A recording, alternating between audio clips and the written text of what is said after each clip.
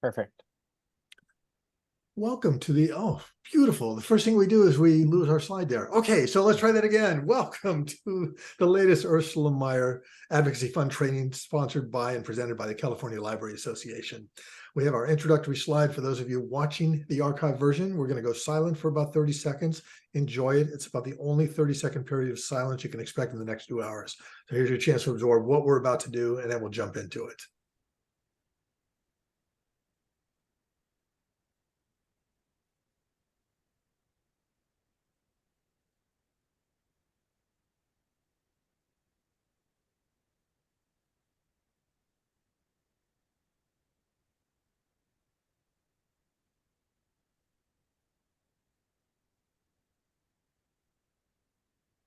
As you can see at the bottom of that slide, we've got the link there to the archive version. I believe we've got somewhere around 17 or 18 previous sessions up there. We'll be referring a little bit to those today as part of your advocacy training and the resources available to you. Having said that, let us say goodbye to the slides. Let us stop sharing this. Yay, yeah, no more slides. Now we're here. So now we jump into the fun and games. We have determined and are strong believers in the idea that rather than lecture, we want to get into stories that get us right to the heart of the stuff that we do. So we're going to start off with quick stories that allow each of us to introduce ourselves, make one point to you about advocacy. So right up front, we're starting to give you some tips based on what we've learned. And then we're going to get a conversation going with you to see what that means to you. Well, first of all, I'm Paul Signorelli. I have been running the program for CLA now for almost 3 years. I feel like I'm ready to graduate from kindergarten and join the first grade. As I look at what we're doing together, what I've seen through the program and all the interactions we had over the last few years, the first tip I would start off for you as advocates to think about is the idea that libraries can be tremendously effective meeting places for advocates, places where conversations lead to wonderful, transformative actions in your community. Brief example that's very personal to me is I was working for the San Francisco Public Library for many years, moved on to doing consulting and training on my own for a while, got invited back for God only knows what reason to an opening of one of the branch libraries on the opposite side of town from where I live. And when I saw some of my colleagues that I had not seen in a while, the first question out of their mouths at this opening reception for refurbished branch was, would you like to meet a local artist? And I said, sure, I'm game. Never got past the first artist because it turned out to be Colette Crutcher, who with her art partner, Aileen Barr, had done the first of a series of mosaic tiled steps, these massive public artworks in San Francisco. And the first one they did was 4 blocks from where I lived. When I realized who I was talking to, I blurted out like a 5-year-old, wow, would you think about doing another one? And she said, oh, I'd do that in a heartbeat. And I thought, oh, now we're stuck. 4 years later, as a result of that conversation, because that librarian introduced me to an artist I hadn't met, we now have the second of what are now 6 ceramic tile staircases around San Francisco. And it really got sweet because we did some of our events at public libraries around town to attract more people. And some of the librarians who were around for that initial conversation actually donated to it. So it became a wonderful circular thing of showing us how, because of what you do, just introducing people to people, being conversational, fostering that sense of community, massive, wonderful things can happen. And I encourage you, as we talk today during this session with our panelists and among all of you as our co-conspirators and learning together, to think about the subtle things you can do to bring people together and foster that because of the position you hold. I'm going to turn this over to Nichole, who has an entirely different take on this. Nichole. Sorry about that. Took me a minute to find the mute button. My advocacy tip. Oh, I'm Nichole Brown. I am the branch manager of the Elmhurst Public Library in Oakland, California. At my heart, I am still a children's librarian, and at my heart, I still get paid to do the hokey pokey. Because at my heart, I am a child who just happens to be in a aging body. My advocacy tip is be entertaining and relatable. If people can relate to your story, and if your story is funny or engaging, they will remember it, they will remember you. And as long as you tie that story back to the library, they'll remember your cause.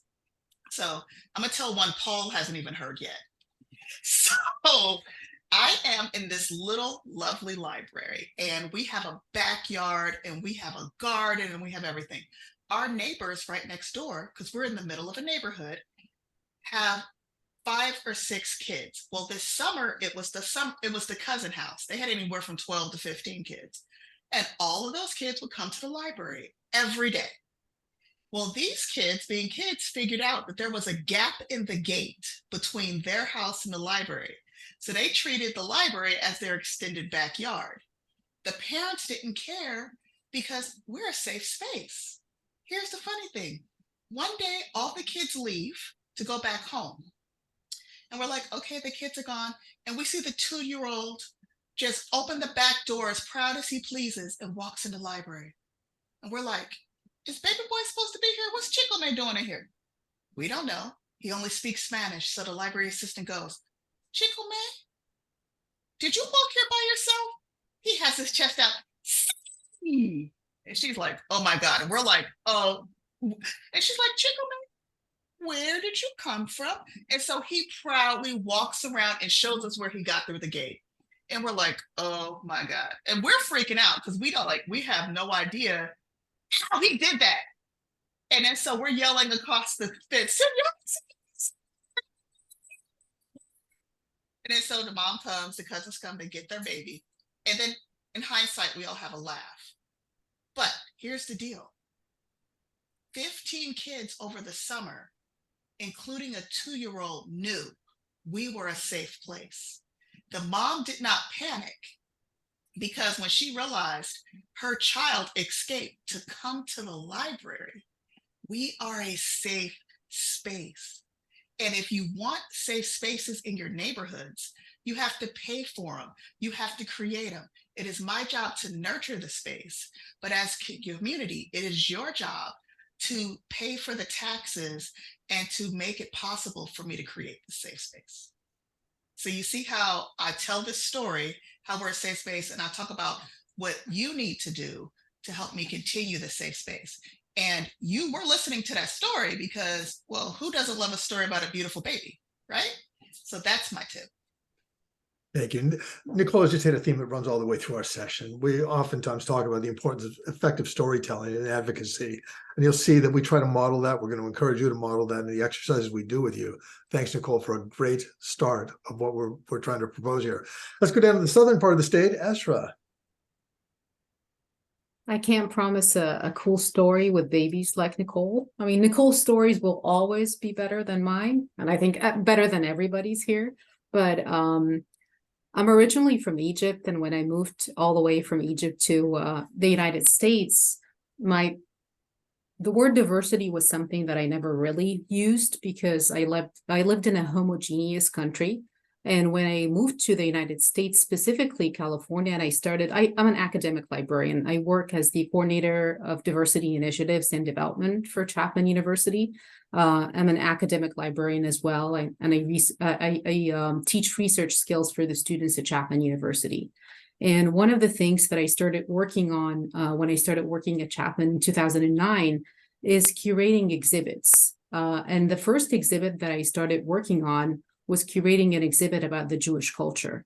Growing up in Egypt, anything that had to do with the Jewish culture was very, very politicized. And to be honest, I was a little bit conscious and a little bit scared also myself curating that exhibit. So I had to do a lot of research and also kind of fight my own misconceptions doing that exhibit until I realized that there was a lot of misconceptions and misunderstandings that I didn't know anything about. So that day after the event, somebody came up to me and said, this is pretty intriguing. A Muslim woman curating a Jewish exhibit at a university established by the Disciples of Christ. So that day after the event, I decided to kind of dedicate the next 10 years of my life to changing narratives. So my advocacy in libraries has always been dedicated to not just diversity, equity, and inclusion, but also advocating for people and changing narratives and also changing misconceptions for not just people of color, but anyone that has stories that are told about them that are completely untrue.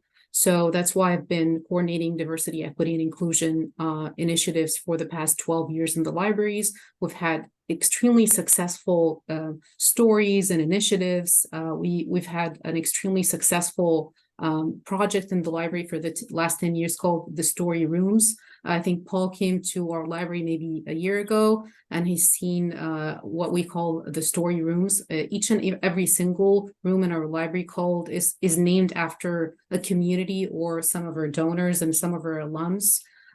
We have a huge collaboration with the Sikh community, with the Sikh Indian community, with the Italian community. So I'm very excited to kind of share along this session today some of the work that we've done at Chapman to advocate for different communities, to showcase some of the work that we've done as well. Yes, sir. In one line, what would your tip be based on the story that you just told?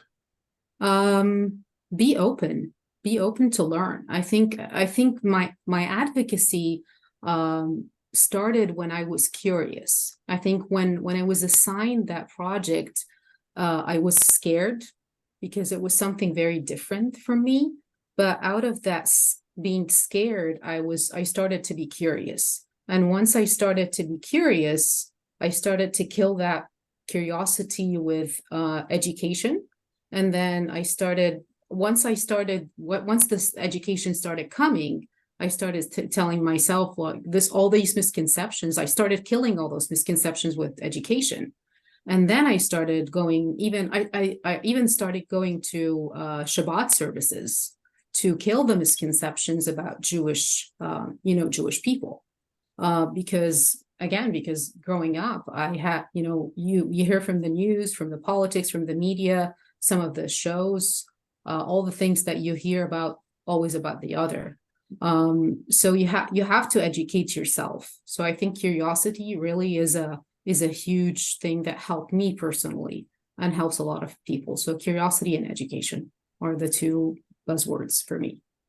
Thanks. Two quick observations based on what Essraa and Nichole have both done here. The story obviously grips us because it's something that most of us have not experienced in terms of moving that far around the world from where Essraa started and where she is today. And she's absolutely right. The tour that she and her associates gave me while I was down on the Chapman campus was spectacular. I learned inadvertently about fundraising at a level that I'd never looked at it when she and her colleagues showed me those rooms that were named after people or after communities. You could not walk out of those rooms without seeing the wall text and the displays there to give you an idea of who those people were. Oftentimes, we all know in libraries, you see something named after a corporation or named after somebody who people in the community may have known 50 or 100 years ago. But the way that they did it at Chapman and do it at Chapman brings it alive in a level that we all look at in advocacy. And a second point to be made there, this is not the last you're going to hear about diversity today. We're certainly going to be getting into that in the second half of our session with you.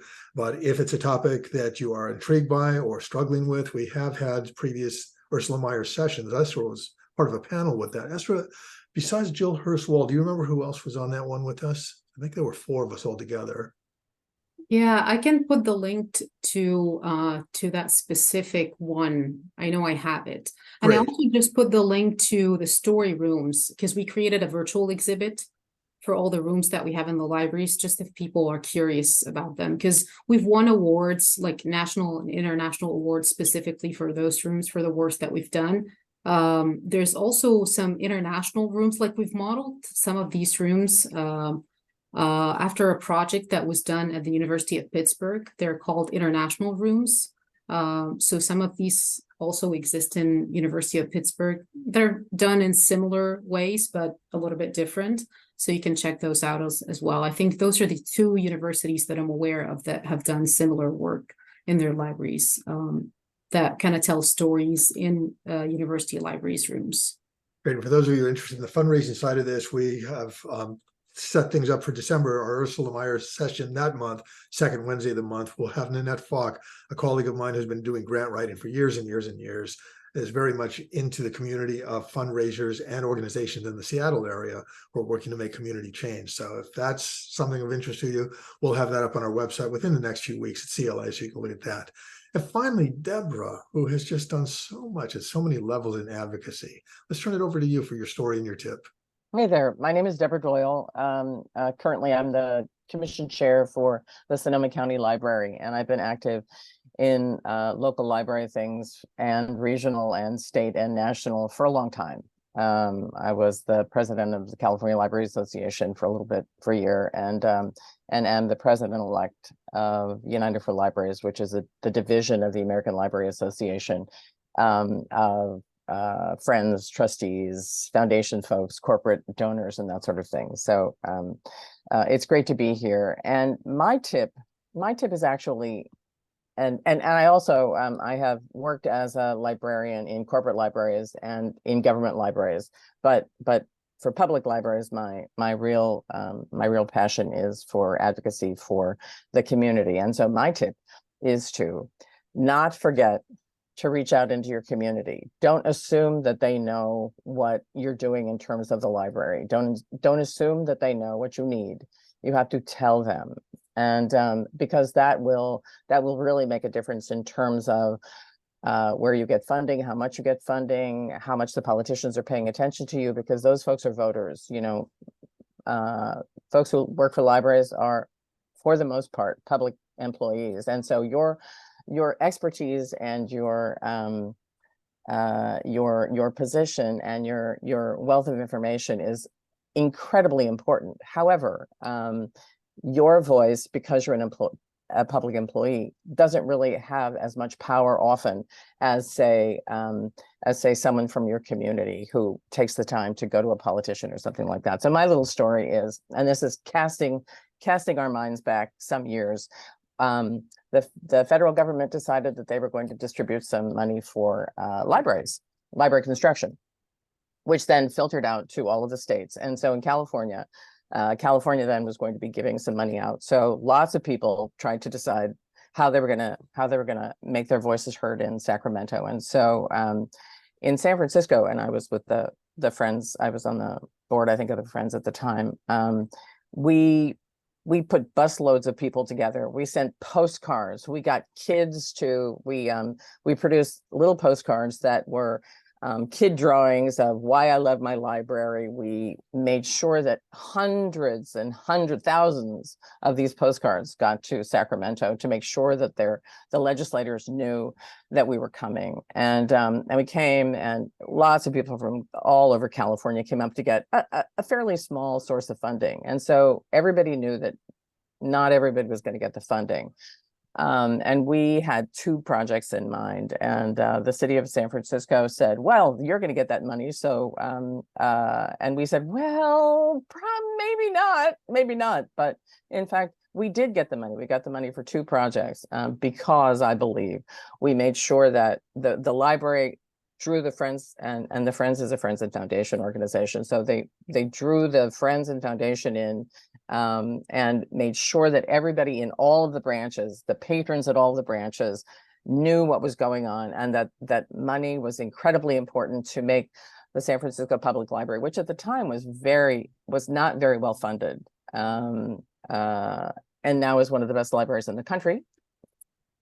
And that money was incredibly important, but we wouldn't have gotten it, I don't believe, without the support of the community. And if you don't tell them, they don't know how to help. That's it. It brings us back, thanks, Deborah. It brings us back to a major theme that runs through all of this. If you are fairly new to activism or to advocacy and you're feeling kind of alone out there, your mantra needs to be, you are not alone. You have people like Deborah, you have people like Nichole, you have people like Essraa. Beth Estes, who's on the call with us today, is our executive director at California Library Association. These are all people that thrive on helping you to connect to the people you need to connect to on behalf of your communities. And that's what we're hoping you'll leave with a strong sense of by the time we finish the session. It's time for us to draw you into this, and we're going to start off with an idea that lays the groundwork for us by the end of the session, and having you walk away with some sort of a plan of action. So this is not just an academic exercise for 2 hours in. Oh, that's what advocacy is. Now I'm going back to work. What you realize is your work. It's an integral part of everything you do. So first question out there for all of you. Love you to unmute yourself or put your answers into chat. What is your cause and why does it matter? We're asking this to get you to think about what is it you're trying to sell people on and draw people to, and what is it that you're going to tell them that will make them see, yeah, I have to be part of that. So again, what is your cause and why does it matter? Anybody in our group of co-conspirators here?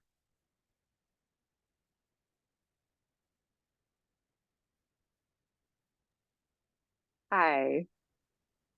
My name is Lee, and I am a school librarian, and I am here, and I'm continuously challenged with the idea that a library is a room full of books, and we have a school that's mostly managed their library using volunteers. And so my challenge is to advocate for a professional librarian in here and kind of communicate the value of a librarian and not just the library itself. So I'm hoping to learn some strategies for doing that. Good. Well, lesson number one, this is for you to do as an exercise with us, and then jot down notes so that you walk away going, that was easier than I thought. Pretend we're your audience and you're trying to convince us in 1 or 2 lines. Why does what you're trying to do matter to the community? Not to the library, mind you, to the community.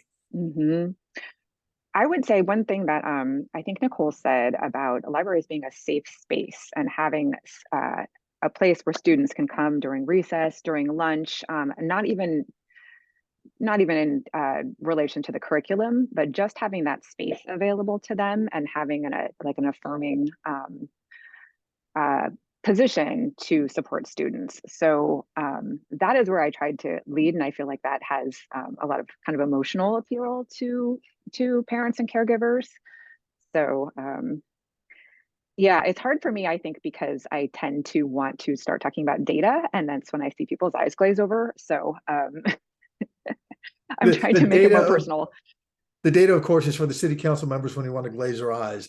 The stories are what you hear from Deborah and Nichole and Essraa, and I'm sure you're going to hear that from your colleagues here. Think of one story you could tell very quickly that gets rid of the data and just takes it to the essence of what that safe space you're helping to create does or did for somebody you've worked with. Okay. Yeah, let me think on that, and then I'm going to put that in the chat. Good. Okay. Wonderful. And let's see, I think there was something, Leslie's talking about California school libraries, especially the need for full-time teacher librarians. Leslie, let's put you on the spot in the most friendly and supportive of environments. Why does that matter to your community, and what does it do for them if we achieve that? And you're muted, unfortunately, so all your words of wisdom are going into the Zoom ether. Maybe that's better. No. Advocacy 101, you want to be heard. That's it. Absolutely. Heard and seen, etc. So oftentimes kids really can't get to the public library. The school libraries are the most convenient place for kids to be able to have choice in their reading matter. And while school libraries' main thing is to support, the curriculum, we're really working with a whole child. So basically, we are, as Lee said, a safe place. We, librarians work with all the kids, all the teachers, the school community. We help bridge, to the community. But the bottom line is that we're helping to prepare the community's future leaders. So we want to make sure that they have the best information, that they know how to learn and be able to learn and gather information and produce information effectively and ethically and responsibly. You don't want a surgeon who doesn't know how to work with people or be able to handle their equipment. And so teacher librarians in the special, have that training. They are teachers first, and also they are information professionals. Great. Now let's go for the real heart of this. When we talk about the so what question, Rhea Rubin, who was a wonderful evaluator with libraries for the longest time, always used to ask so what until you got to the heart of why we were doing this. Can you think of somebody who's come through your library in terms of them gaining civic skills, civic leadership because of some interaction they had with someone else in the library? That's a good question. And it's not just for her, folks. Everybody else should be thinking the same thing. Yeah, it's my story. I've got this cause. What's my story that shows this at a level that the most brutal, jaded politician will have to go, that touches me. Right. You guys go out with my high school story. Yeah. Okay. Just real quickly then, I can say that one of the activities that seniors did in the high school, and I was a high school librarian, was to do oral histories and of their community. So we recorded them and actually gave them to the public library so that the community would find out more about their community. Were you part of that project then? Yes, I was, because the students needed to know how to research all this stuff. And our library also had, archives of, our own, students and community. And we also kept, remember vertical files? Well, we had them. And so they were able to, look through that information, because this was before it was really easy to do a lot of the internet stuff. So we were vital for them, and again, helping to hone their own research, strategies, helping them in terms of how to interview people, etc. All right, so we're going from libraries being a safe place to have civic engagement to oral histories that do that. Now let's go for the real story that gets somebody. Can you remember one oral history and summarize what was stunning about it for you? Ooh, that's really good. I would have to think about that one. Okay. Again, this is a learning exercise for all of us. If you're thinking about telling these kind of stories and being an effective advocate and an activist at levels working on behalf of your community, these are the stories you have to have up here that you draw. Yes, okay. Perfect. I have one. Robin Williams We've heard of him. Of this particular high school. We got some really interesting, stories, about him. Not always great, but certainly, insightful, and being able to see how, he really gained, his big thing in the high school was sports, right? But he went to College of Marin, and that's where he discovered his interest and his, genius in theater. And the rest is literally history. So the lesson we can see here from learning from each other is, if we are going to a city council or a county board of supervisor or a state legislature or any other group that has power over what we're trying to do, we want to get their attention and say, yeah, we create safe spaces, we document things, we create resources, we're building civic engagement. Oh, by the way, Robin Williams is one of the people we captured in terms of talking about the impact he had on his community. And that's the kind of work we're trying to do. And we hope you'll support that. I mean, if people's jaws aren't dropping at that point, then we have to tell better stories. But that leads us to where we're trying to get. Nichole, Essraa, and Deborah, I've been focusing so much on the people that are talking. I haven't been monitoring the chat. Can one of you go back, pick up the things that have been put in there, and do follow up with the comments that have come through while I was talking to others? Sure. What we have here is someone said they want funding for law libraries. We help close the justice gap for people who cannot afford an attorney by connecting them with legal information and services. We are California's access to justice safety net. I like that. I think the follow-up question would be, can you think of one case that you can talk about without breaking confidentiality that proves that point, whoever it was that said that? That is Emily. Yeah. Hi. Hi, everyone. So yeah, we have, many examples, kind of top of mind.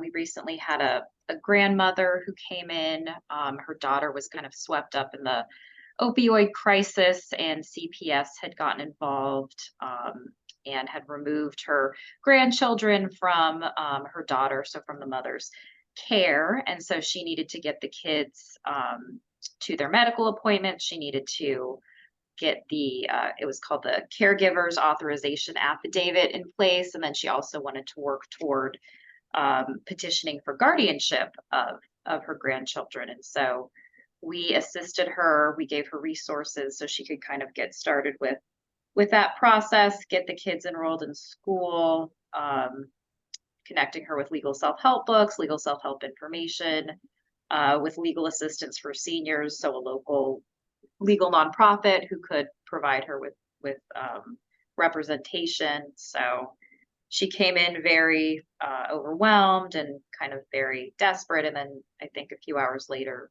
after getting help from the law librarian, she felt a lot more reassured and prepared that she could kind of take the next steps to do what was needed to protect her grandkids. So that's just kind of one of many examples of kind of the types of vulnerable people we help with really serious life-altering legal problems, from domestic violence to eviction to divorce and custody, bankruptcy, just across the board. And so we do, when we meet with our representatives, we do try to kind of provide some of those testimonials, provide some of those examples, but it's hard because county law libraries are a little bit under the radar. And so it can be challenging to kind of, for us to differentiate ourselves from court self-help centers, from legal aid, from regular public libraries, but we're kind of a very specialized niche, and we do have kind of a very specific role that we fill, and it's a very important role, I think. So that's kind of our challenge. Emily, what sort of feedback do you get when you present the kind of stories you just presented for all of us to the people that you're trying to draw into your causes? I mean, we get sympathetic feedback, or that, people, I think our representatives definitely appreciate the services that we provide to their constituents, but whether or not that translates into consistent kind of long-term funding is kind of another matter.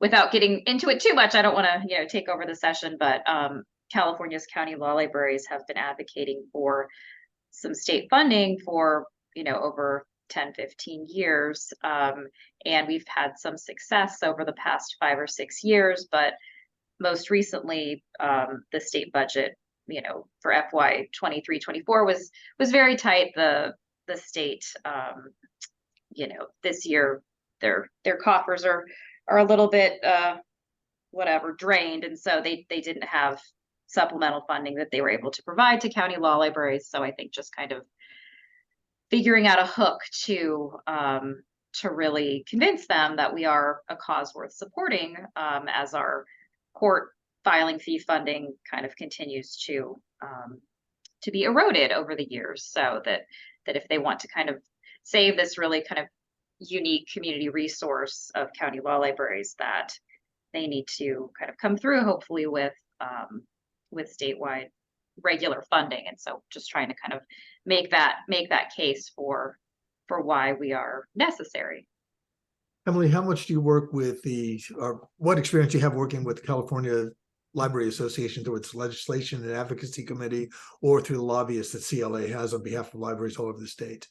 Yeah, I'm a newer member of the CLA Legislative Advocacy Committee, but it's kind of my understanding that they really more advocate on behalf of the traditional public libraries. So I'm not really sure kind of where the place is for advocating for funding or for support for county law libraries within CLA. I mean, it would be great if that would, was part of it. But we do, as Beth said, we have our own lobbyist.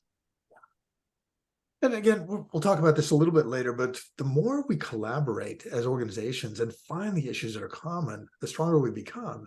That's where our CLA lobbyists are very good on our behalf. Well, now we've got blanking, Christine DiCaro, who has taken over that role for us and is doing great work. But the more we share those ideas with her and with our colleagues, the stronger we are in a position to advocate telling these effective stories to get us out there.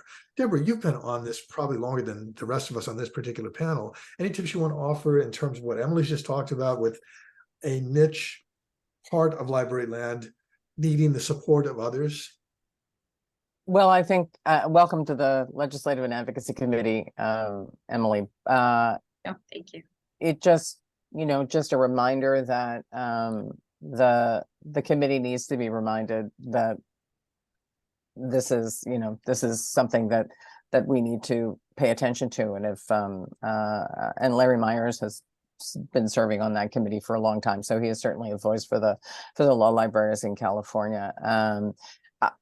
I think if there's a story that committee needs to know about it, and then the committee can then also send it to the board, and then we can, as my original point, send it out into the community, because law libraries, public libraries, school libraries, you know, even the corporate we're all out there for the people that we serve, but even more than that, for the people in California. And so we just need to remember that having a good story, it makes it easier for somebody else who may not have your expertise to reach out and say, oh, you know, this is something that I heard about the law libraries, and you know, and you're a friend of legislator XYZ, who is also a lawyer, as I recall, you know, that kind of thing.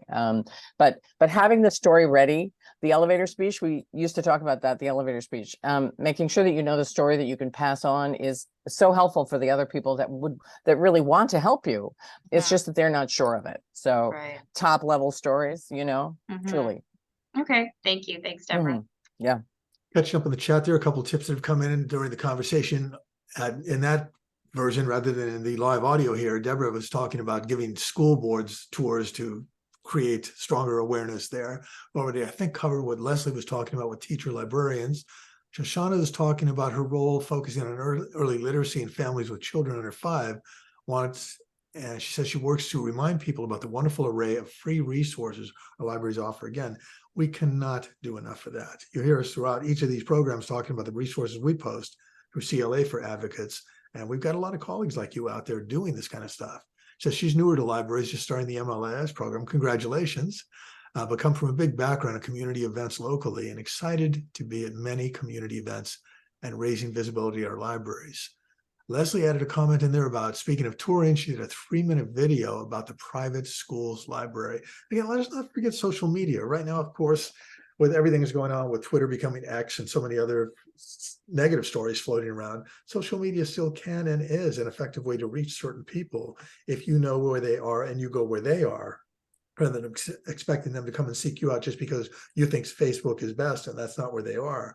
So posting videos on YouTube, using those as part of your presentations, referring people over to those, incorporating those into your training sessions, these can all be effective ways of expanding your message with very little effort. And we all have the equipment to do that if we've got a smartphone or any other little device that can be used to upload files. Going back to her comment about doing the 3-minute video, she showed students in action and gave it to one of the alum who was in a hospital. She put it on the TV VHS.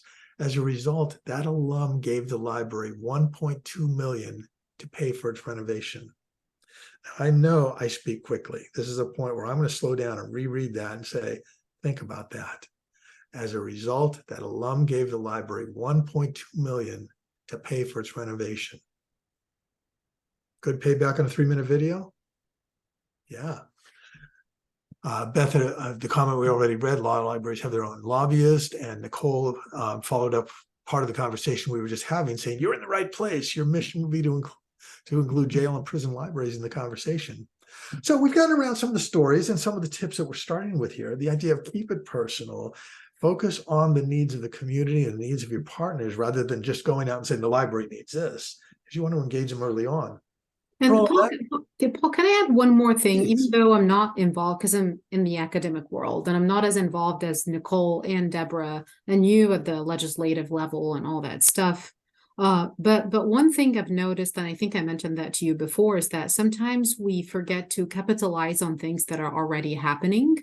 There's just so much happening, and I hate for people to start things from scratch. And it seems that sometimes a lot of people, with good intention, by the way, good intention, people want to start programs from scratch. And I know some of the work that I've done with the CLA leadership program that I was part of last year, when we did the Know Your Neighborhood program, we put this platform together where we sat down and we put a platform where we sat down and we put all the programs that are already there. In order not to reinvent the wheel, because sometimes there's just stuff that's out there, to capitalize on them instead of reinventing them. So that's something for all of us to think about. There's stuff already there for librarians, for people that are starting their library work, whether staff members or library workers or advocates. Instead of just depleting resources. That's something just to keep in mind in advocacy work.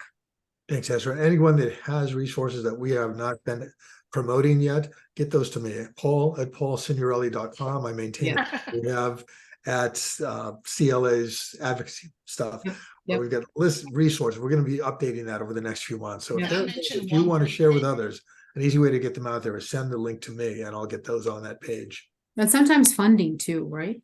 Yeah. Yeah.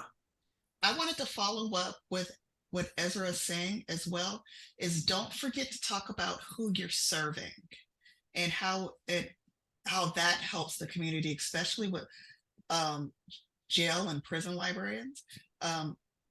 Some of my close friends are from CDCR, and what we say is we serve the same people, we serve the same population at public and in jail, because somebody's eventually getting out.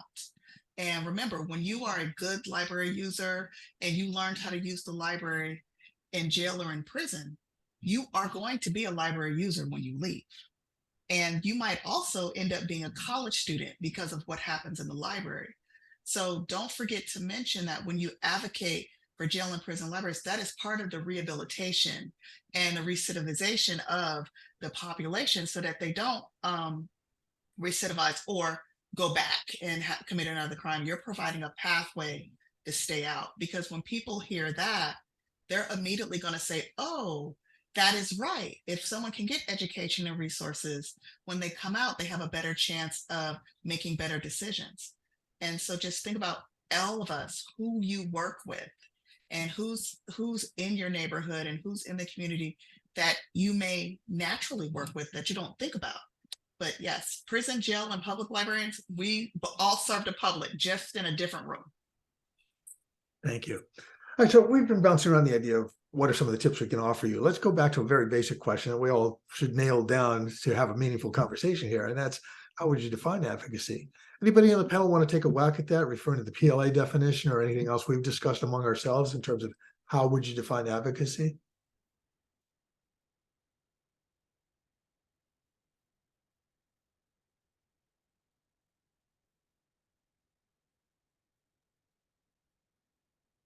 It's hard to believe that we're quiet, but Right.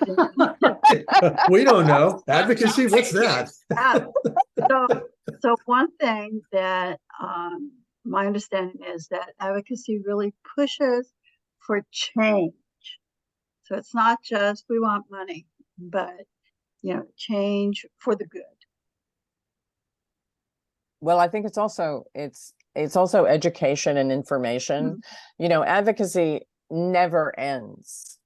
It never ends. And so you're picking up from where people before you were talking about your library and talking into the community, and then you're going to be handing it off. So it truly is a never-ending thing. But I think advocacy then also leads into fundraising. It also leads into all kinds of things. But the notion of making sure that the information is out there about whatever it is that you're passionate about, and an action. So information and then action, I think, is really what advocacy is about. But then that's just me. I rarely hear anybody refer to anything you've said as just you. That isn't in my vocabulary, Deborah. I'm going to all of us. It's all of us. From the Public Library Association, they give a really nice technical definition that we want to throw out there for you to consider. The actions individuals or organizations undertake to influence decision-making at the local, regional, state, national, and international level that help create a desired policy or funding change in support of public libraries. So that's a fancy way of saying what Deborah just said, what Nichole was getting at, and Leslie a few minutes ago. We're looking to do something that takes a challenging situation and makes it better than it was when we first faced it. And that's where we get involved. That's why it's such an interesting, comprehensive subject. The lines are not drawn in the sand of, oh, this is advocacy, this is activism, and the rest of it we're not going to pay attention to. Any other feedback from anybody on the session with us today? So it sounds like we've got a good working understanding of what we're trying to do. Let's look at that part of it that is most traditional, which is the focus for many advocates, and that's knowing how to navigate a legislative cycle.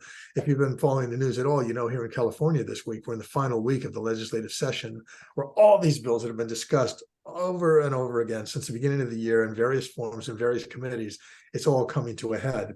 We do have that 90-minute session that the Dillons did for us about a year and a half ago. That's on our archived YouTube California Library Association's channel. So if you want the view from the lobbyists themselves, which is wonderful, you can go to that after the session, please not during the session. But Deborah, do you want to take a stab at just at the most cursory and broad level, describing what people go through to get legislation through in this state? Well, I think you have to, again, the advocacy is at all levels, and politics is at all levels, and legislation is at all levels. So when you think about legislation, you need to think about what's going on in your neighborhoods, what's going on in your city, town, in your county, in your region, and also in Sacramento. And don't forget, we because libraries are mostly funded locally, we sometimes forget to look up and work together and look up even at the national level and work together, because they're, for example, the most recent drug crisis got to California a little later than it did every place else, and now we're dealing with it seriously. You can look and as is the book banning and the censorship questions. And so if you look out and see what some of the other states are doing about it, what some other neighborhoods are doing about it, I think it's a very important thing. But so in terms of legislation, honestly, you need to get to know your elected officials at the local, at the state, at the national level. You need to get to know their staff. At the state level, for example, usually they have regional staff. Get to know them.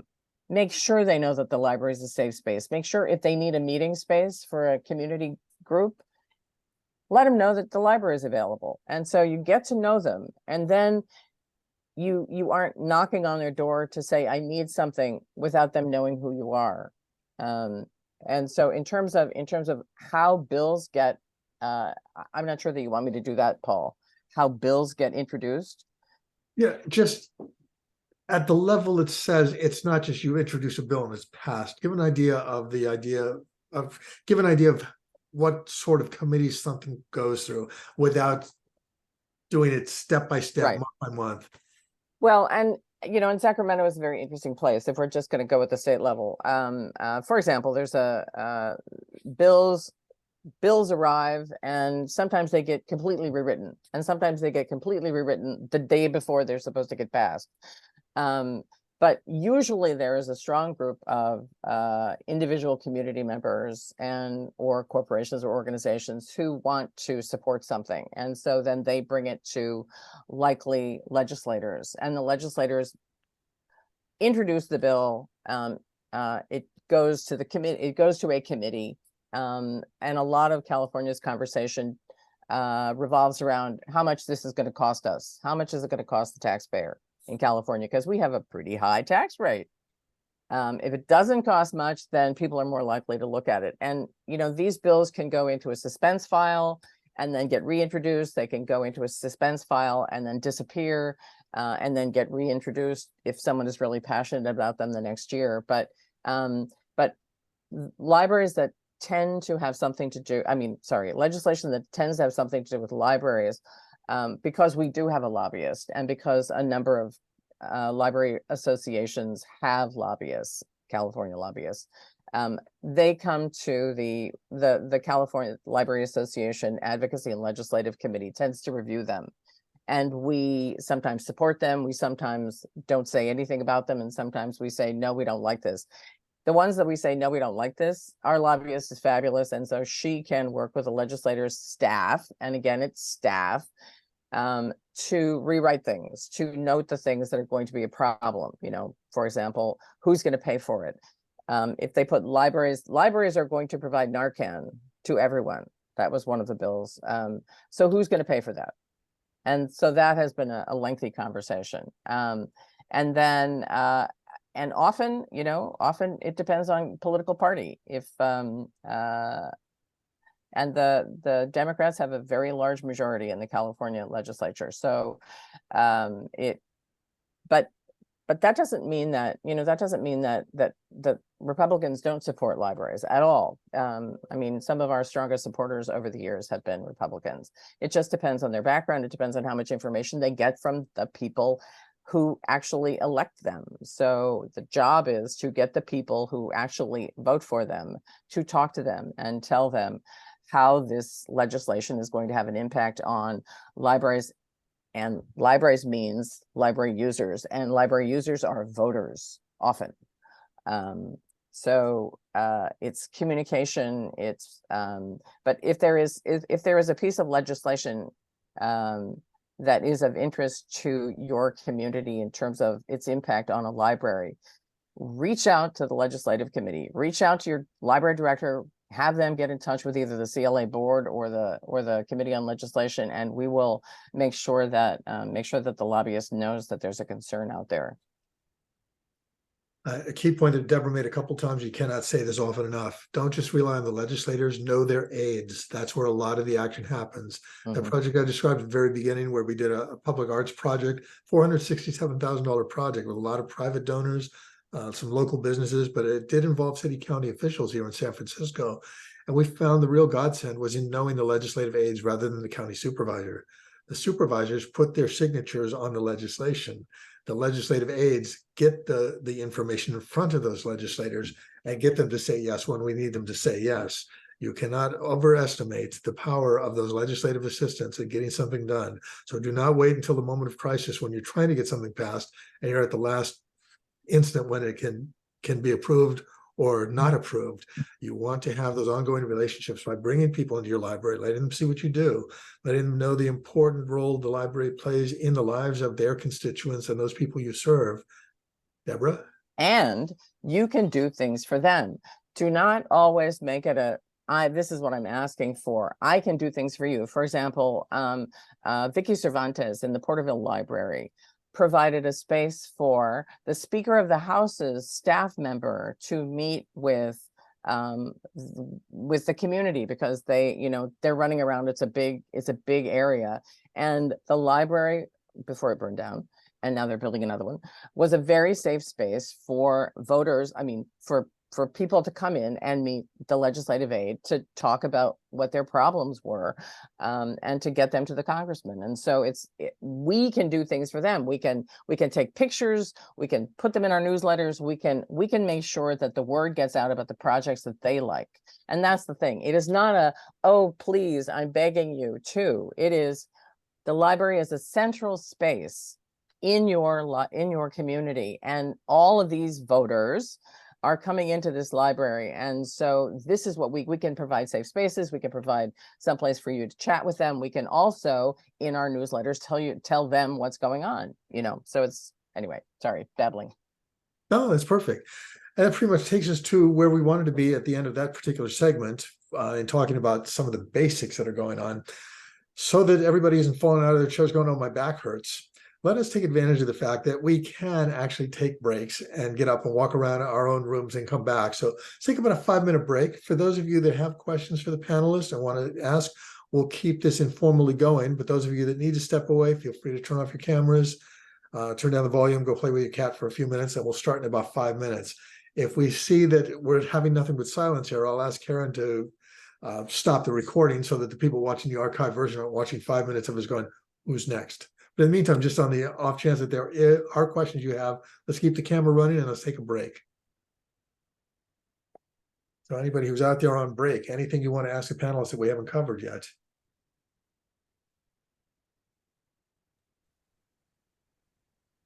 Okay, this looks like a good moment for us to say, Karen, go ahead and hit pause, and we'll come back in about 4.5 minutes. Part 2. For those of you watching the archive version, bam, that was like a 5-minute break in 20 seconds or less. For those of you that had your break, welcome back, I hope. We're going to shift gears just a little bit here, but continue building off this whole idea, the underlying theme being, if we're going to be successful advocates, we really have to understand our community and foster the growth of that community. So this is the part where I know librarians hate looking at books, so we're just going to look at a couple books that might be useful to you. And this, again, will bring back the dreaded PowerPoint slide deck so that you can see the covers of this thing, see a couple quotes from them, and understand why we think these are important resources for you to look at if you want to pursue this a little bit further. So let's see if I can get the whole slideshow going from current slide. And there we go. All right. Peter Block, one of the two authors I'm going to discuss very briefly with you during this session. Peter is a consultant who literally, as you can see here, wrote the book on community. It's a book done around 2008. Short primer that talks about what makes communities work. And there's a follow-up to it called Abundant Communities. It talks about how often in our work we overlook the people in our communities that could be strong contributors to what we're doing, but for one reason or another, we overlook them and we think that we are lacking in resources. Peter's idea is that our communities are abundant if we know where to look and if we know how to build them up. When we look at the, actually there's the book Community, Abundant Community, but let me pull notes. I want to just quote a couple of things from Community to get us started on this. His basic thesis here is it doesn't take you long to get started when you want to make clear to people that you want them to be part of your organization.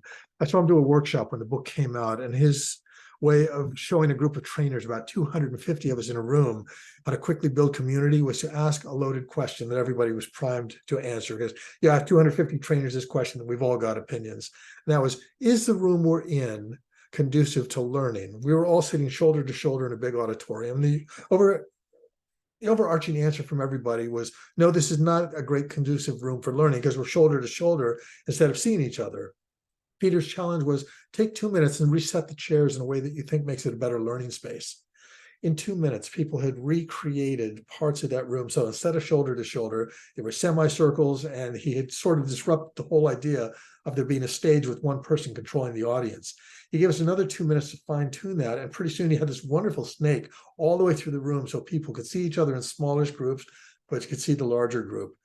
The underlying lesson there was he gave his audience control of the situation. And when we build community, we want to make sure we're building that in. When we build abundant community, we want to make sure that we are including as many people in. When we look at issues of diversity as well as other things that make communities work, we want that all to be part of it. You've got down there a brief reference to the Abundant Community website. There's an ongoing series of podcasts. They do these live once a month. And if you want to be around other people who are advocates and see how they're doing it, that is a great free resource. A more recent book, Jeffrey Cohen's book that just came out in paperback, as the title implies, it's about creating connections and bridging divides in organizations and in communities. Cohen does a magnificent job of showing some research and telling lots of really effective stories about why we sometimes feel like we belong to a group and why we don't. And he gives us a lot of good tips on how to be inclusive, like listening rather than going in and talking first. You've heard from our panelists throughout the session so far that you don't just go out and say, here's what the library needs. You go out and listen to what your community is hurting from. Find out what the pain points are. Identify those things where what's painful for them is painful for the library as a community organization. And with that common ground, try to find solutions that are positive and workable. So if you're looking for resources that are very good, detailed ones, Community by Peter Block is a quick read and gives you some foundational work. Belonging by Cohen is another one of those things that just takes you all the way through it. And I think that pretty much just introduces you to what's going on. Oh, I lied. There was a third one here. That is The Art of Gathering by Priya Parker. Parker's book seems to be as far as you would want to get from reading something about activism, because you can see she's talking about how we meet and why it matters. The book, at its most superficial level, talks about social gatherings and what makes them work. What do you do when you bring people together at a dinner party? What do you do when you gather them at social functions? But if we read those with the eyes of trainers and or advocates, we see that there's a lot of overlap between setting up an effective social gathering and an effective advocacy gathering. I found in reading it as a trainer that there were things in there talking about how you get people's interest from the very beginning. And you've seen that incorporated into today's session. We did not start off saying, here's what we're going to cover today. Here's where the restrooms are. You know that already because you're in your own place. We started off with stories that really were focused on tips that you could use immediately. And we've retained that all the way through. And Parker's book does a great job in describing social things that we can adapt into our advocacy and our activism actions to make people feel like they belong. So there is your book list.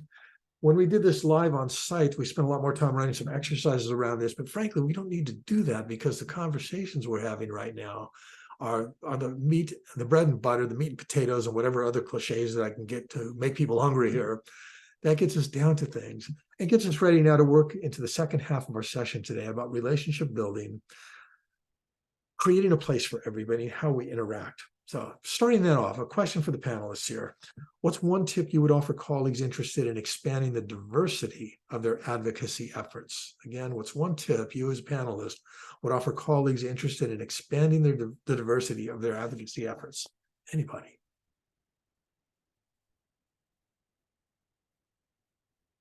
Okay, hearing nothing, no tips here. We'll just move it now.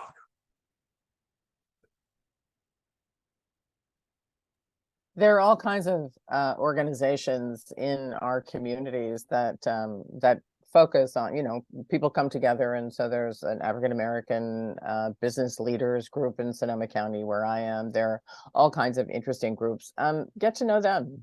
Just make sure that they're on your mailing list. Make sure that you get to know, help the staff, or maybe some of your friends, the people on your friends boards know these folks, but get to know those groups, because then they can also send your message out.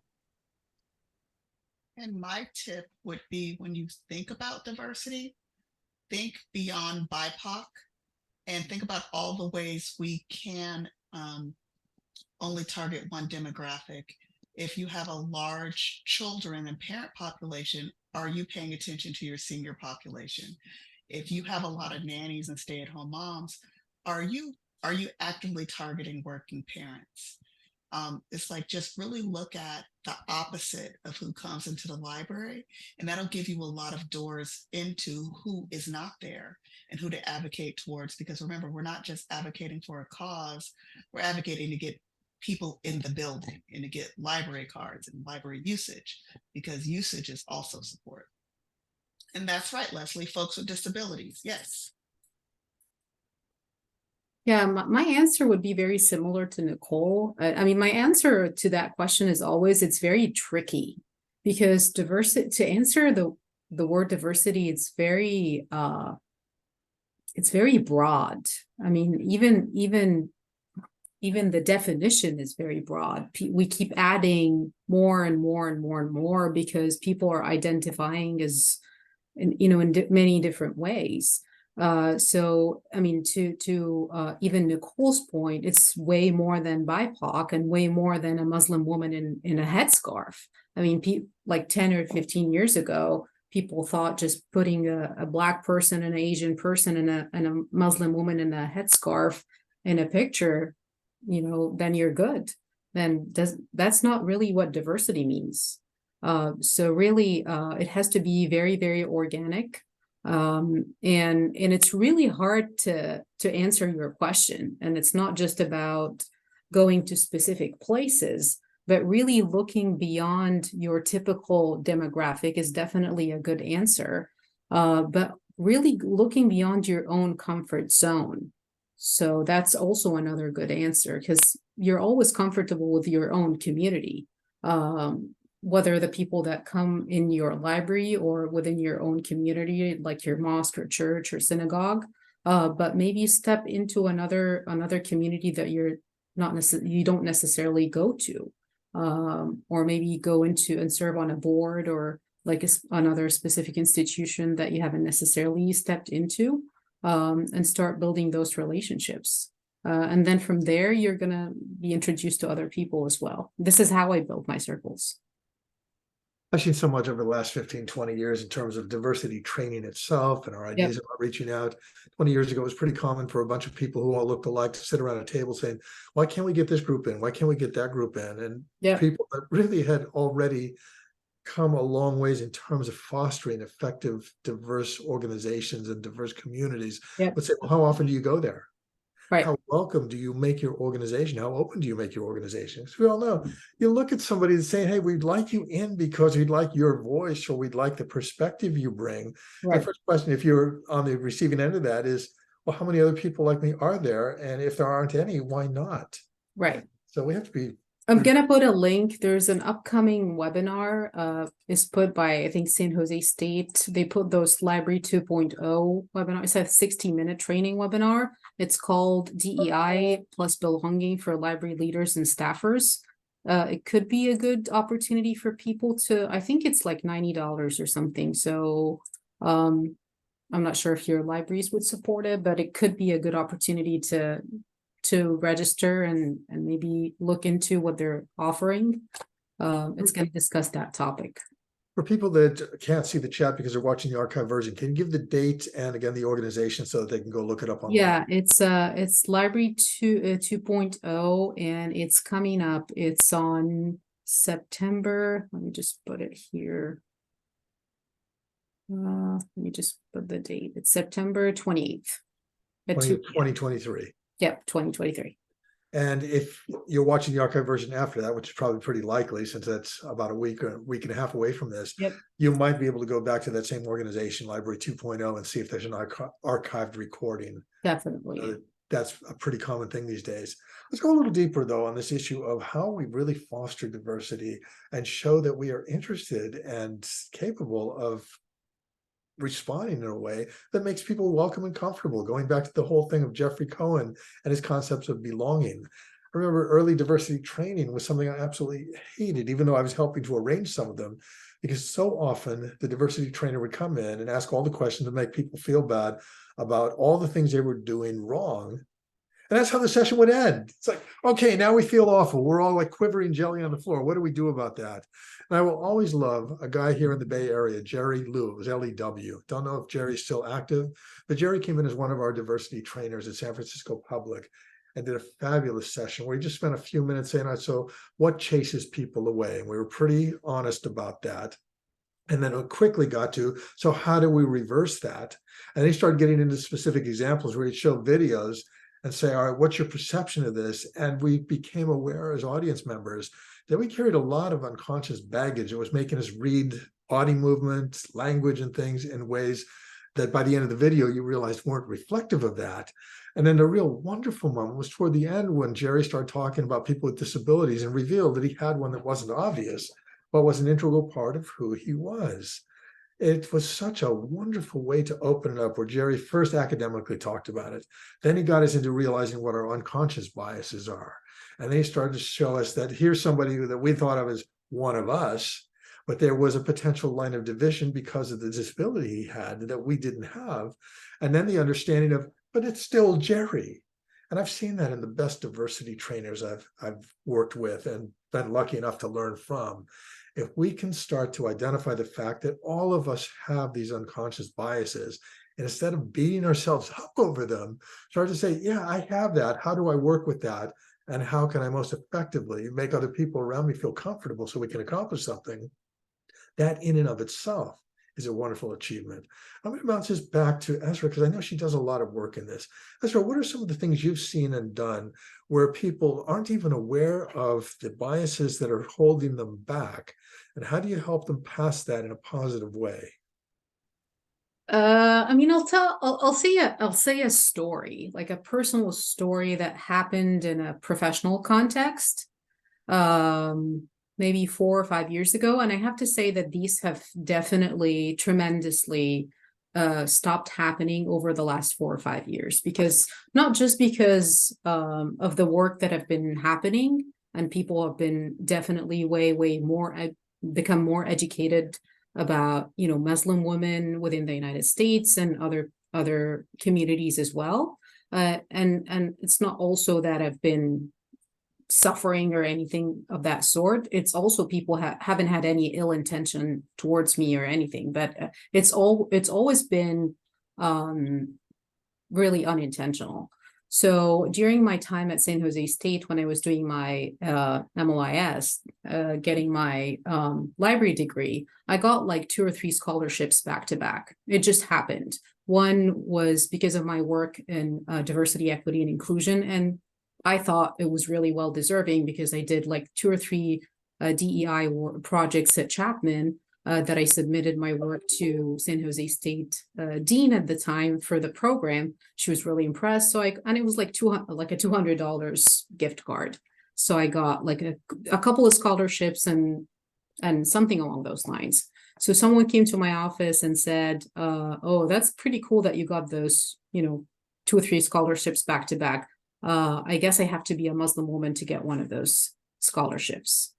So that was, I don't know, like a microaggression, whatever you call it. So that kind of hit me in the face because I was and I also was honored as like the top student. I was like the commencement speaker, top student in my class in 2017, because I really worked so hard. I finished the program in 2 years. I was a working mom, had 3 kids, working full time, finished the program in 2 years. Most of my class members finished the program in 3 years. Even people that were working at Chapman Library at the time, they finished the program in 3 years. I finished it in 2 years. So I was commencement speaker and everything. So I was really well deserving. I didn't have to, validate myself or anything. And the woman that said that to me, she really didn't mean anything, but it really hurt me so much because I had to keep working really hard. And inside myself, I'm like, I really was working hard. Nobody gave me anything. And it took me a year to, I was trying to prove that I was working hard and that the dean gave the scholarship to me because I was working hard, not because I'm just a Muslim woman. You know what I mean? But then a year into it, I knew that she was joking, but then there was like a little bit of a microaggression, but then there was a little bit of something. These things don't happen anymore because people are more aware. They're more aware of the language that they're using. It doesn't affect me anymore. But these are the kind of things that diversity, equity, and inclusion work has definitely helped a lot of people like, myself and thousands and other people. I'm a 42-year-old woman. Definitely these things don't affect me anymore. But think about the 20-year-old and, the 15-year-old and kids in the middle school, like my daughter is 13, right? And, kids, these things affect kids. That's the thing. That's why diversity, equity, and inclusion work is way more complicated. It's not just, people don't get, it's way more than just a display of books, right? At a local or an academic or community college. Yeah, those things are great. I love doing display of books. I mean, my team does displays of books. Those are great. But it's way more than that. It's really educating the public about, proper language and really representation, as you said, and the proper representation, not just bringing someone and putting them as a token. No, bringing someone that is educated enough, that represents the community and makes an impact at a panel or at a legislative level. So when someone sees that person, at least they see a Muslim woman or a person of color or a member of the LGBT community or a disabled person, and they say, oh, that person is a good representation of that community. So they will be the person that will defend that person, in front of other communities if they ever, if someone is, backlashing that community. So that was from that day on, I started doing a little bit of work behind the scenes, changing narratives. That's really what I do when it comes to DEI work. Of course, I have to do the work when it comes to like I just shared the website and, all the other categories and the goals and the plans and the things that you have to submit and the reports, all that stuff I still enjoy and we have to do, and we have to put the deliverables and all that stuff. But that's the kind of work that I enjoy the most, when I see people genuinely changing the way they treat me and others. That's really when I feel it genuinely. Like I've been practicing yoga for 2 years. When I feel my fellow yoga practitioners genuinely see me and practice with me just as if I'm one of them, this is when I feel like DEI work is working. And Cohen hits some of that at the same level you're talking about, Essraa, or in the early parts of his book when he's talking about academic settings. There's some settings where students in minority groups are put into classrooms that have very strong populations of the majority population there. Right. They walk in afraid to say anything. First thing they say when they're perceived that they're not welcome there, they start to give up. And Cohen and his colleagues ran some experiments. What if on the first couple of days of those classrooms, we flipped things in a way that made everybody feel comfortable and everybody understand that this group was not all that different from that group in terms of its concerns, its fears, its apprehensions, and magnificent results came. As advocates, we have to be aware of those things. We have to be reading those stories by people like Cohen. We have to be hearing stories like the one you just told, Essraa. And I wanted to go one level deeper on this. Even the terminology we use sometimes in labeling somebody a certain way, we may think it's the most innocuous thing in the world, but it may mean a heck of a lot to the person. We'll go back to the story that Nichole told on site in June about an author. Do you remember that story and the author's objection to where that person's books were put in the bookstore? Oh, Because yeah. I think that nails it, because we wouldn't think that labeling a book in a certain way would be a problem for the author, him or herself. But Nichole's got a very effective story that captures that. Let's go for it. Okay, see, and here's this isn't my story. This story was told to me. This is a true story. Kindred, Octavia Butler, she is sci-fi. She would throw a tantrum every time she saw her books in the African American section. She says, I do not write Black books. I write sci-fi books. Put my books in the sci-fi section. That's my genre. And she would fight for that and fight for that. Till this day, we all know Octavia Butler, fantasy and sci-fi author, who happens to be a proud African American woman, who happens to have been another this and a that and a that. So, and that's like one of the things that I remind people is like, none of us are monolithic. And that's what I love about the Octavia Butler story, is that we really have to think about that, how we're representing people, and what we see first is not necessarily what they perceive them as first. As like, for example, Essraa, when I saw her name, I was like, oh, is that a guy or a girl? And how do I pronounce that?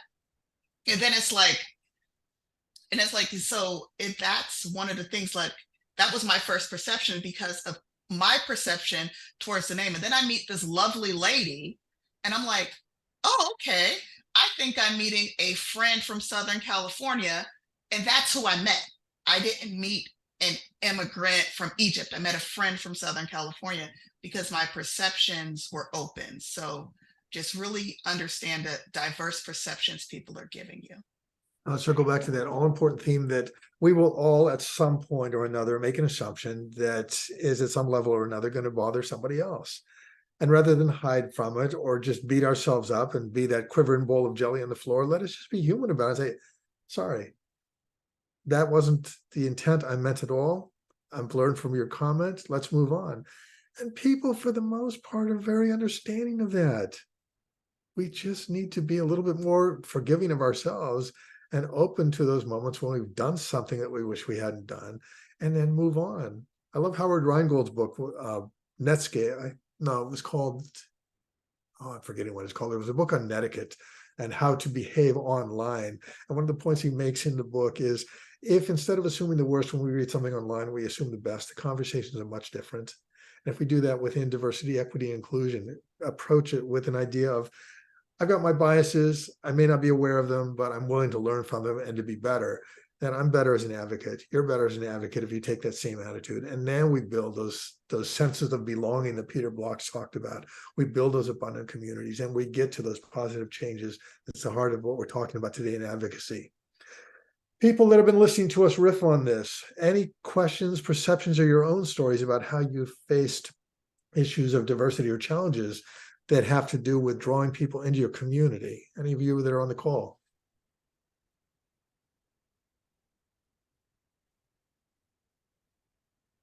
It suddenly goes silent because it's such a hard topic and we know we're being recorded and we don't want to be outed. How could I post the question again? And you can put it in the chat if you're uncomfortable speaking.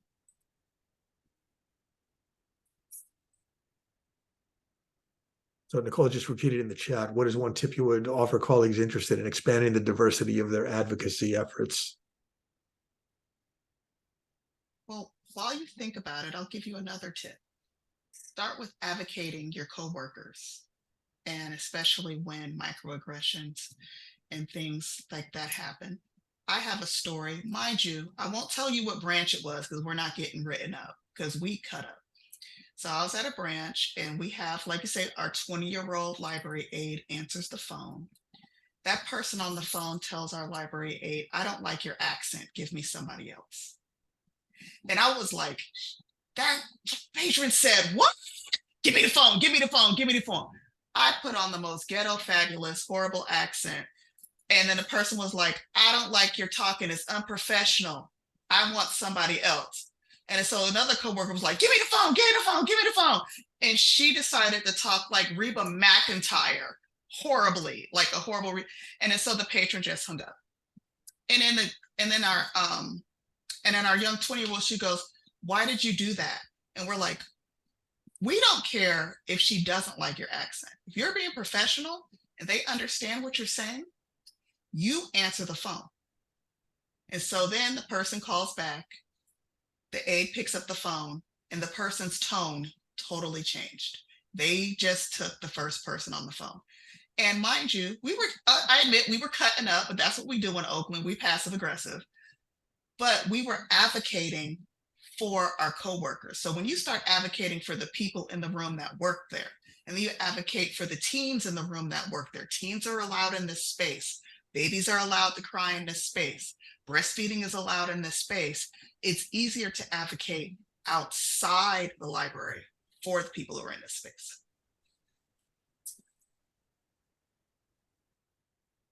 And Leslie has a great tip in the chat right now, identifying who are not library users and figure out why and reach out to them. Yeah. We need to look around and see who's not in the room. That's a really... I have kind of a nice little story on that. Again, this is when I was a high school librarian. And our school was kind of the magnet for students with moderate and severe disabilities. So you can see I'm kind of this bias here. But they were sort of, those folks who are doing this really important work, were not really welcome. They weren't well integrated with the rest of the school community. So, and part of that has to do, with governance, because, they basically have an oversight by the county, not the school district. But nevertheless, so I made sure that every week that the kids that were in that class came to the library. We had special, times with them. Made sure that one of our computers was all set up, with the peripherals to make it easier, for those students. So that was cool. But more than that, I kind of asked if the person who is ahead of special ed there to visit our site council. And I talked to the principal and I said, person who's doing like special ed and they're working with all kinds of our kids, they really should have a voice on the decision-making council. And so then she was invited and kind of became part of it. And by the end of the year, they made sure that in the policy that whoever was the directing the special ed program was a standing member of the site council. I think Leslie makes a really important point. It's not just about diversity and equity and inclusion within the customer base. It's reaching out and making sure that you're having those conversations in the community. One of the great things that the library can do is help the community have those conversations. The California Public Library Advocates, I'm putting on that hat. It's an organization, and we work with friends and foundations and trustees, and we do a board orientation, and we spend about 20 minutes with the trustees talking about, let's look at your community. Let's look at the various pieces of it, not just, who do you represent, not just you as someone who comes from the corporate interest or something like that, but what aren't you seeing? And I think it's really important to have those conversations outside in the community. Make sure that your trustees know it, make sure that your friends know it, but also make sure that you, not make sure, but if you have an opportunity to help create those conversations. And I've been on mute for this entire time? No, just that last half sentence. Okay. We're all, you can see us leaning forward going, I know, Deborah, right? Deborah. I don't know what happened. I don't know what happened, but it's so important that we make sure that the conversation happens out there. Shauna's got a wonderful comment in the chat here, absorbing everything, lots to think about. I really agree that connecting with local communities and groups is essential. I'm glad I come to the library, knowing people and having personal connections with them makes it so much easier to develop relationships with them through the library. I'm trying to encourage our branch people to do the same in their towns. We have 12 branches across our rural county. You make a great point that we haven't really talked in terms of urban versus rural, but a lot of the issues are the same. It's about those personal connections. It's about understanding our communities and seeing ourselves as part of them rather than, oh, we are the library set aside, set apart from everybody else. We're serving communities that we're part of. One of my favorite lines when I used to be the training director at San Francisco Public, and I was talking to staff, I would say, library staff and other users, reminding them that they too were library users, because we tended to check in the morning, do our work, forget about the fact that we were borrowing things from the institution or using the online resources, and then running home at the end of the day and saying, oh, thank God my job's over for the day, I'll come back tomorrow. We're all part of that same community, and that's part of the whole diversity, inclusion, equity, and justice element, seeing ourselves as part of the very communities we're reaching out to and doing the best we can to expand those. Any final comments from the panelists on the theme we've been pursuing for the last several minutes about creating stronger, more diverse communities and being the kind of organizations and advocates that draw those people in? I mean, I just put the link to our website, our diversity, equity, and inclusion website, the plan that we created. It took us like a couple of years because we wanted to get the buy-in from all the library staff. One of the things that we did at our library at Chapman University is we don't make it just a one person's responsibility. It's really in alignment with the Chapman University's plan, and we make it more of a everybody's responsibility.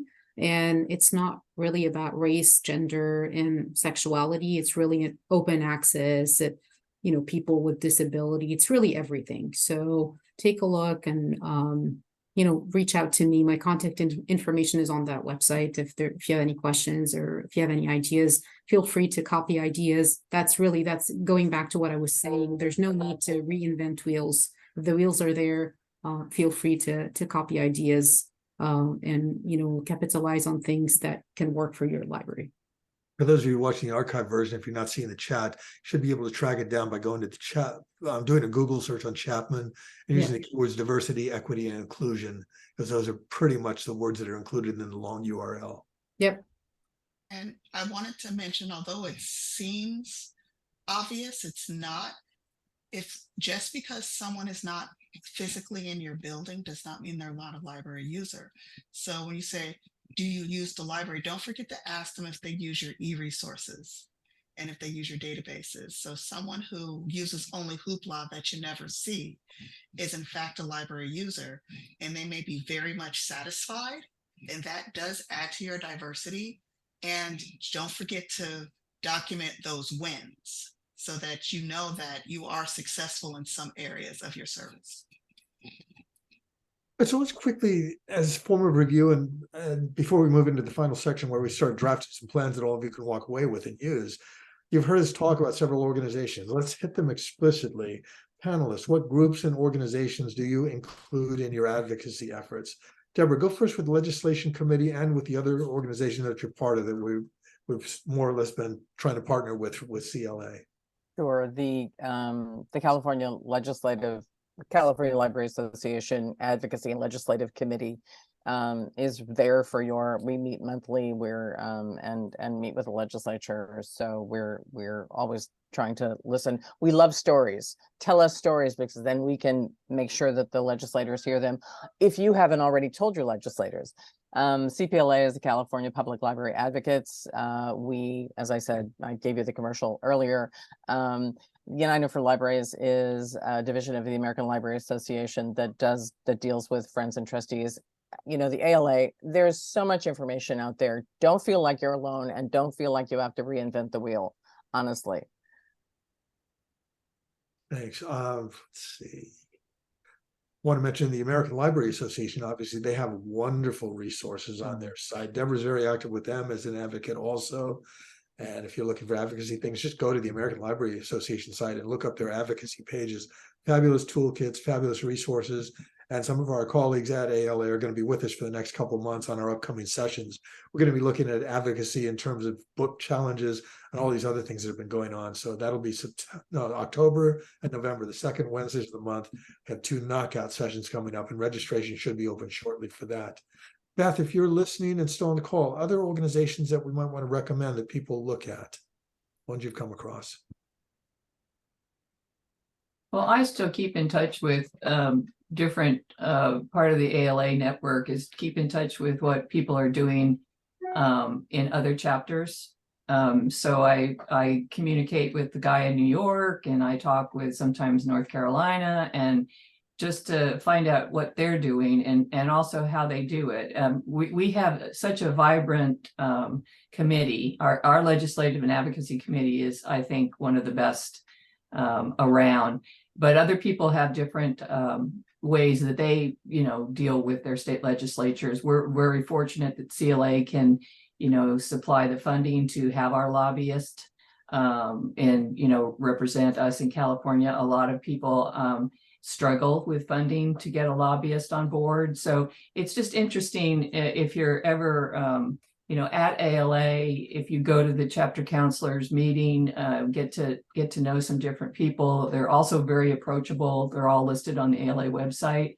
It just gives you a different perspective on what other people are doing as far as advocacy goes. But you're always welcome, to reach out, like Deborah just said, to our chairs of our advocacy and legislation committee or any of the other members, because we're really wanting to always be facilitators, teachers, guides, whatever you want to call it, for those that are still looking at what advocacy looks like and what it can look like for their individual group.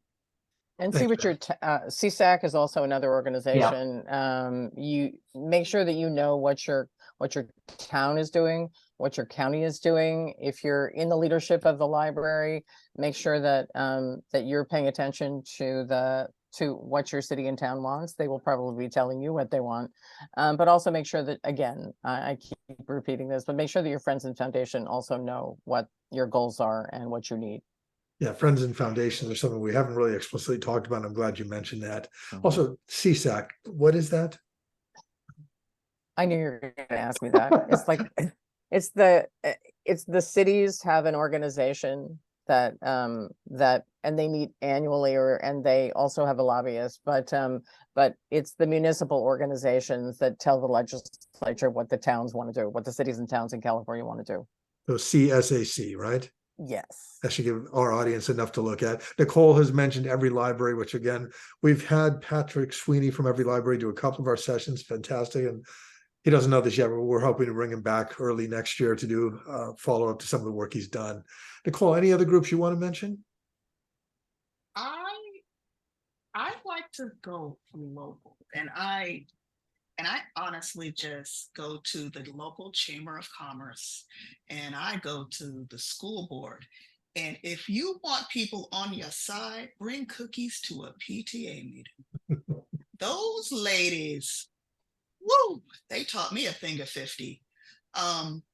Because I'm a branch librarian, and I feel like I am not that big. It's like I make myself pretend to be big, but in reality, I am a boots on the ground librarian.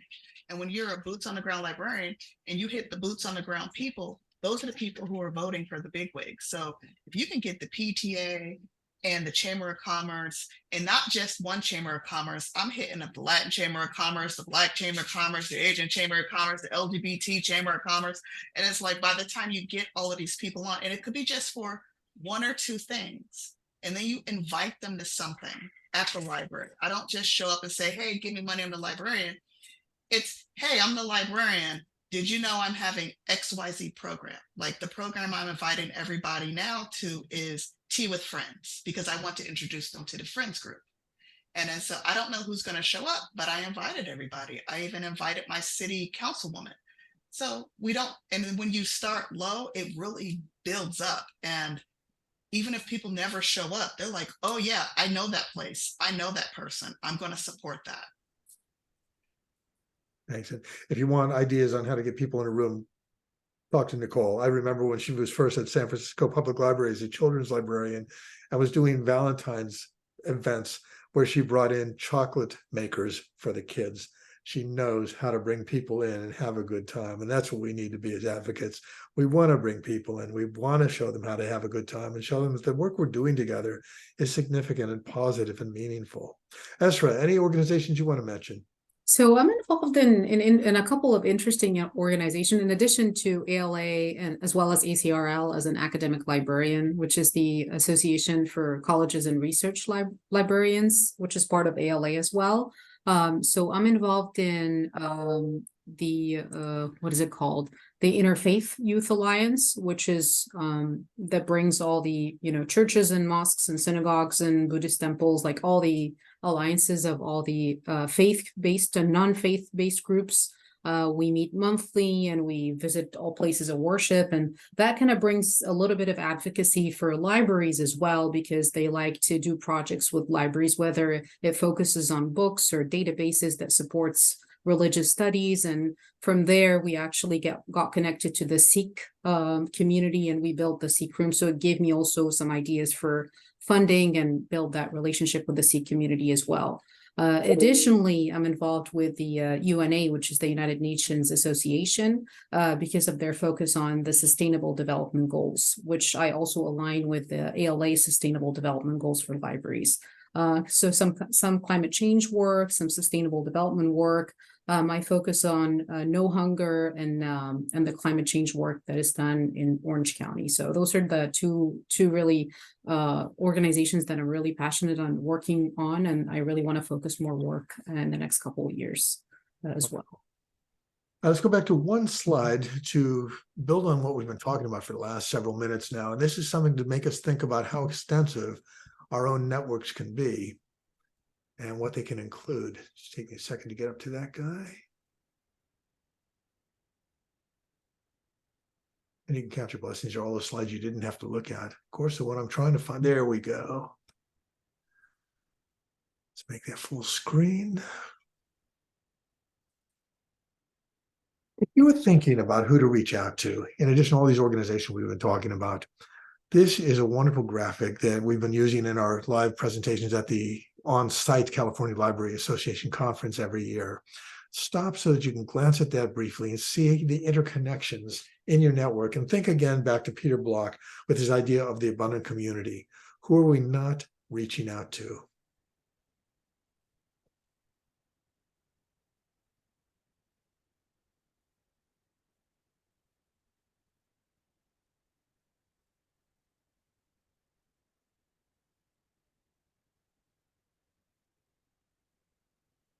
I've heard it said in social media terms that with LinkedIn, the most important element of that is not your first level connections, the people that you already know. The real gold in LinkedIn for people that are trying to expand their network is in the secondary and tertiary connections, because the people that you already know what they've got, you know what opportunities they have. And so that's not going to be news to you. But the people they know may connect you to places that you don't normally have access to. As advocates, if we think about that, who are our closest friends and who do they know? That may open up all kinds of things to us in terms of connections to our legislators, connections to funders, connections to donors that have in-kind services that they can give us and to our partners in communities to achieve the things that we're setting out to do.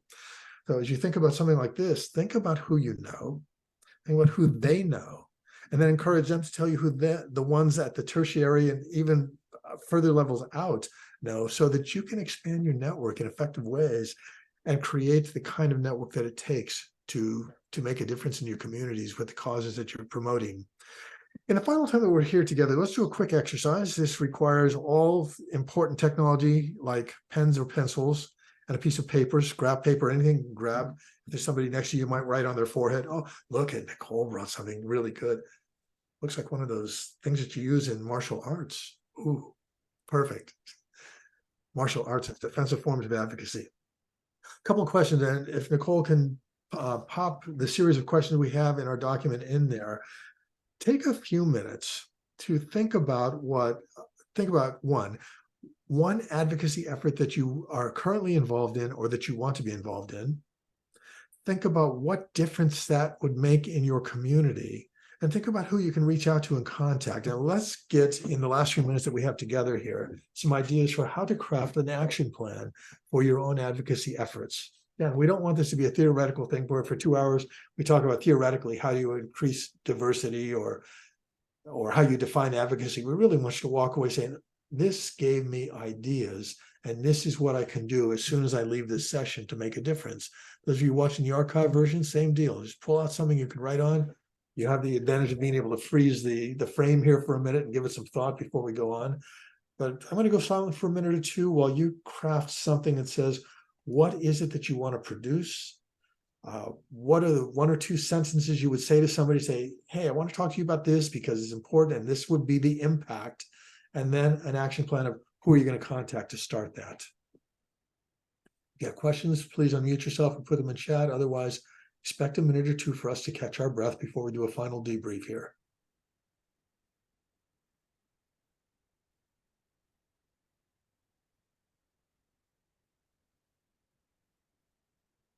And for those who are listening to the archive version, I'm seeing Nichole put the questions, so I'll just read those out, and you can either stop at the end of each question, write it down for yourself, or do whatever makes this an effective exercise. The first one is, who are we not reaching out to? What concrete, measurable, positive change do you want to produce through your advocacy effort? Who will you contact? Think of 2 or 3 people that will actually be key players in helping you do that. Partners in your community, people on your staff, volunteers you know, family, friends, people at the local, regional, or state or national government level, people in the organizations we've talked about.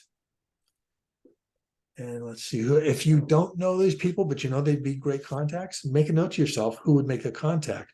Think back to the chart we just looked at, where you had a few things that reached out and reached further and further. And think about the people you know that might know the people you need to get to. And finally, because we're always into evaluation, making sure that what we did had an impact, ask yourself how you will confirm that the proposed collaboration has been successful for you and your proposed partner. Those are the questions we're dealing with, and drafting a quick plan of action for you to go out and advocate effectively on behalf of your community.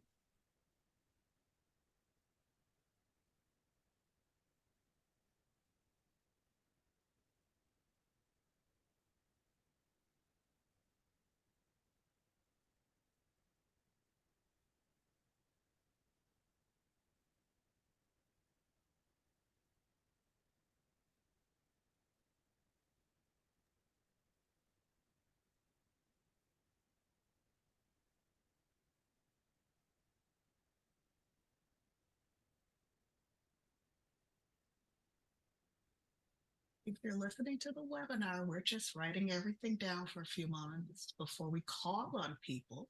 Well, actually, Paul calls on people. They're going to call on me. Yes, you watching the archive. Oh, people are suddenly bailing. It's like, they're going to call on us. I'm leaving. Forget this. But they stayed long enough so that we know that they were doing it. That's right. I think that's great.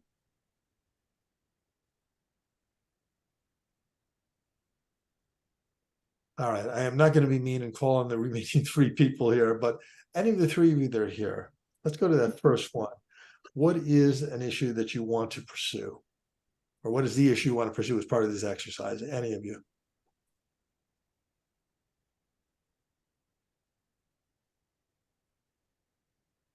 So I wear several hats. And one of them is I'm on the board for the California Student Media Festival. And it's basically it's a contest open to any kid, you know, K-12 in California, to create videos and we judge them. We give awards to the students. The schools get some money, for it. So our most immediate issue is getting more sponsors, because it's like we're all doing this out of the goodness of our hearts and no money. And so we know that, one of the deals is that if you're, providing, sponsorship, basically know that you are basically sponsoring or you're helping, some school. So I think that's cool. So that's our immediate piece. So we've been starting to have a list of folks that, we should be thinking about. But, like the entertainment community, media outlets, folks that are vendors, because we're also thinking like, who has money? Because the first thing we think of are like KQED, and they're all nonprofits. So, they're asking for the money, themselves. So it's like, so who has the money? But what we haven't asked for are like, even though it is a nonprofit group, but it's like the parents of the kids who have actually won, or, the PTAs. We really haven't, we do have on our list superintendents, just because they may know people. And I think your point about the second thing, sort of like, I don't know if they still do it, but used to have like, trying to get schools to have more computers. It's like, do any of the families, have somebody who works at a company that has a matching grant kind of thing. So, and we really haven't pushed enough on the teachers of those students to say, like, who do you know who could sponsor? And for the sponsors, again, what we've done for the prior sponsors is they get their name, like this was an Adobe sponsor at the California State Parks, so it ups their profile. But, the ultimate thing is like that we feel in our hearts is that it gives students an opportunity to express their own interests, and it helps them to develop media literacy skills that are certainly marketable. We've had kids who've won, who have gone on and been successful in the film industry. That is a great example of what we're talking about here. And I hope you wrote every word of that down exactly as you said it. Even if you didn't, we've now got it recorded, so you can go back and transcribe this later. But let us, for anybody watching this, look at what she just accomplished. She set out a goal, a concrete project. We're going to help kids up their skills at video making.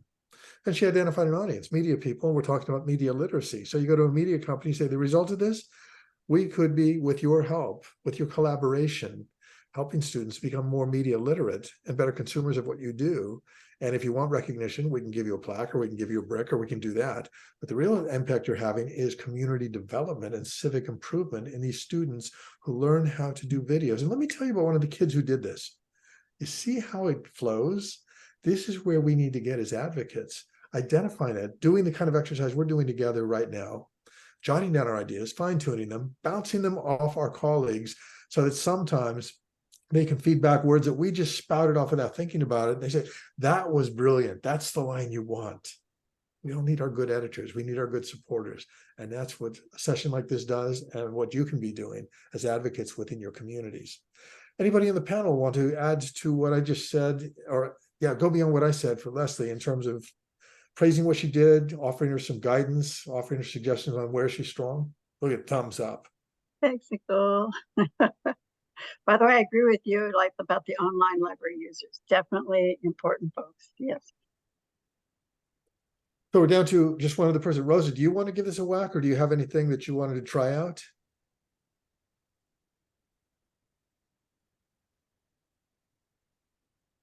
And I will take the silence to either be that she had to step away, or she's saying, not on your life. Those of you watching, hope that what you've just seen gives you an idea of how this process works. You don't have to feel like you're alone. You don't have to feel as if it's daunting. One of my favorite writers talking about how to write is Annie Lamott, talking about writing in a book called Bird by Bird. And it came from a story where she was a kid. She had a brother, I believe, slightly older. Their father was a writer. The brother came home from school one day and said, I have to write this huge report for school about birds. She says, I don't know where to start. And the father says, you just take it bird by bird. And it takes us back. If you're going to be an advocate, take it step by step, clause by clause, person by person, community by community. And with the support of your community, you turn it around, and then you celebrate every victory that you have, every positive step you take. Because if we don't celebrate, then we're just driving ourselves crazy. And that's a whole different webinar.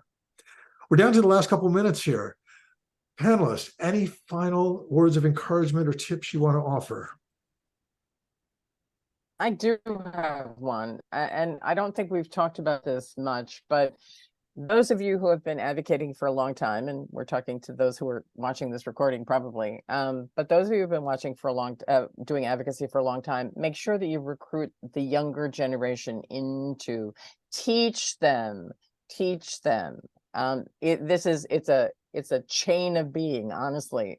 So when we get tired, they'll take our place. So it really is something that is incredibly important, and we will always need it. But make sure that the young ones, make sure you're teaching the young ones.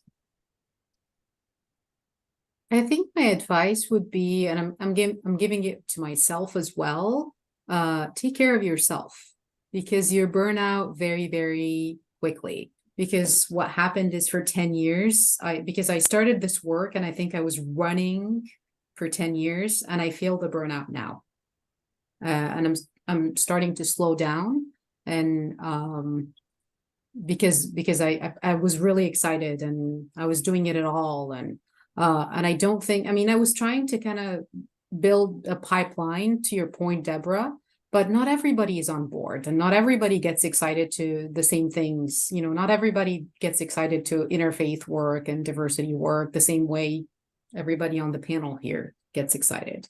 Sometimes it's boring for people, or sometimes people just want to do their job and leave. Not for the wrong intentions or anything. I mean, it's really draining. Not everybody also is able to tell stories.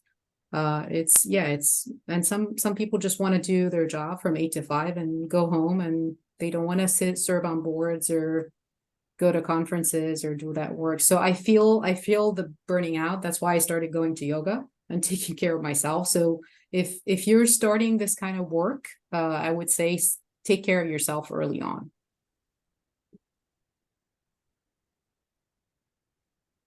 Nichole, we're not hearing you for some reason. We're not hearing you. Mute.